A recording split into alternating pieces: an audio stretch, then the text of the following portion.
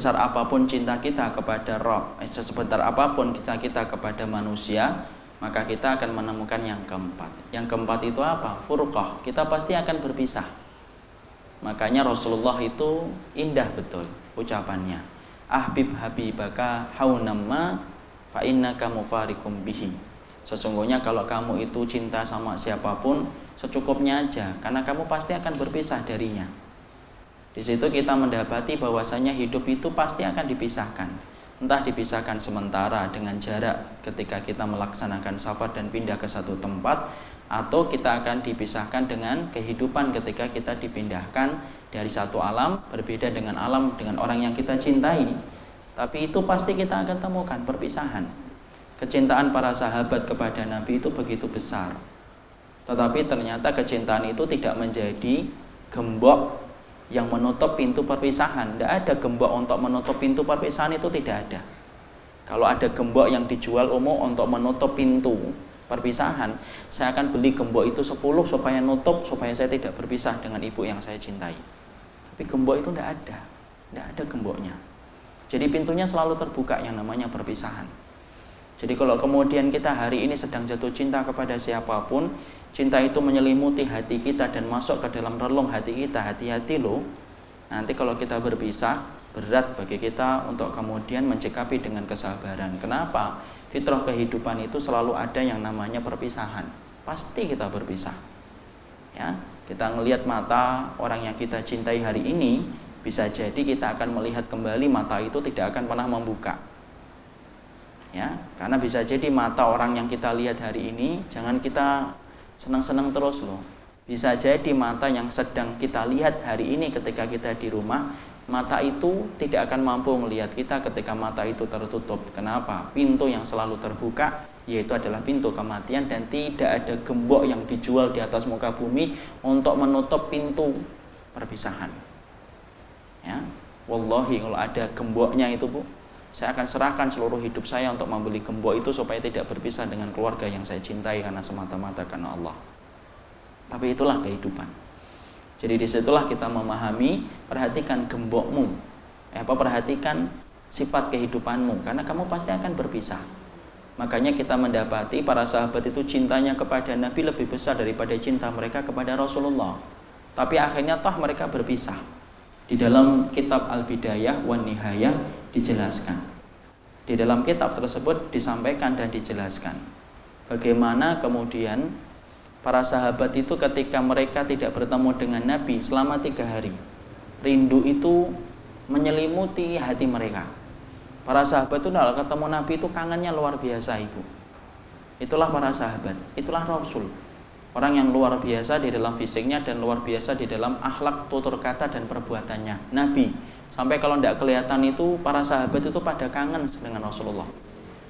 Makanya ketika Nabi tidak keluar, ketika sakitnya semakin berat, maka beliau meminta kepada Aisyah, tolong sampaikan kepada bapakmu, wahai Aisyah, supaya bapakmu menggantikan posisiku menjadi imam sholat. Karena Nabi itu menjadi imam sholat bagi para sahabat di Madinah. Tidak ada satupun yang berhasil, tidak ada satupun yang pernah menjadi imam pengganti Nabi ketika Nabi masih hidup, kecuali hanyalah Abu Bakar saja.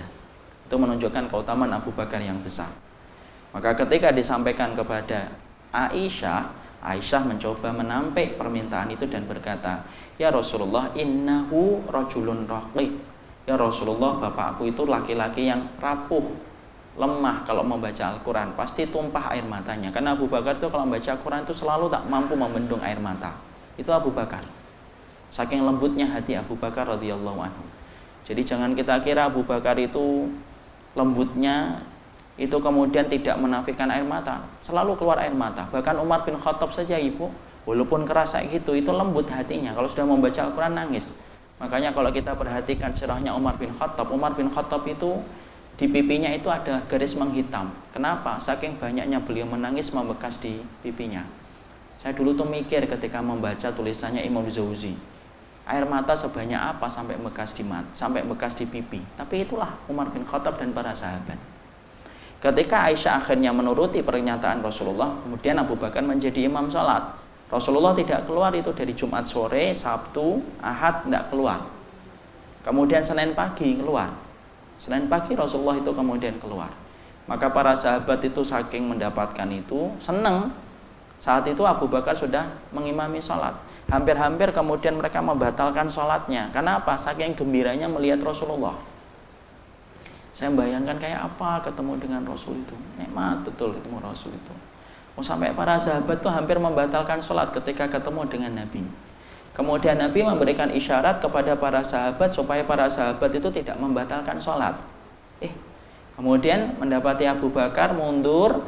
Ketika Abu Bakar mundur, maka Abu Bakar itu hampir membatalkan imamnya supaya kembali Rasulullah yang menjadi imam. Maka ditahan oleh Rasulullah SAW dari belakang supaya Abu Bakar itu tetap melanjutkan beliau menjadi seorang imam. Maka kemudian Abu Bakar jadi imam, Rasulullah jadi makmum. Maka kemudian setelah selesai para sahabat senang ketika mereka mendapati Nabi membaik. Makanya Abu Bakar itu saat itu meminta izin kepada Nabi setelah melihat Rasulullah membaik. Abu Bakar berkata, saya pergi ke pinggir kota Madinah ya Rasulullah, karena beliau akan mendatangi istrinya yang keempat yang lama tidak dijenguk disebabkan beliau menggantikan Nabi ketika menjadi imam sholat. Nabi mengizinkan karena saat itu Nabi pun merasa bahwasanya zuhur nanti beliau sudah bisa menjadi imam sholat. Tapi apalah daya, menjelang siang kemudian menjelang duha semakin berat rasa yang diderita oleh Nabi. Sakratul mautnya semakin berat sampai Rasulullah meninggal di atas pangkuan ibunda Aisyah radhiyallahu anha. Disitulah kita mendapati Masya Allah bahwasanya akhirnya para sahabat itu betul-betul kehilangan.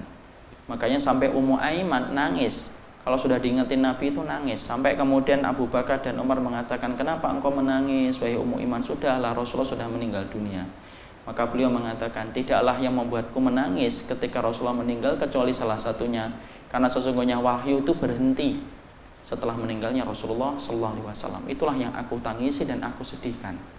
Makanya di antara musibah yang paling besar itu urutan-urutannya adalah musibah meninggalnya Rasul, itu musibah yang paling gede.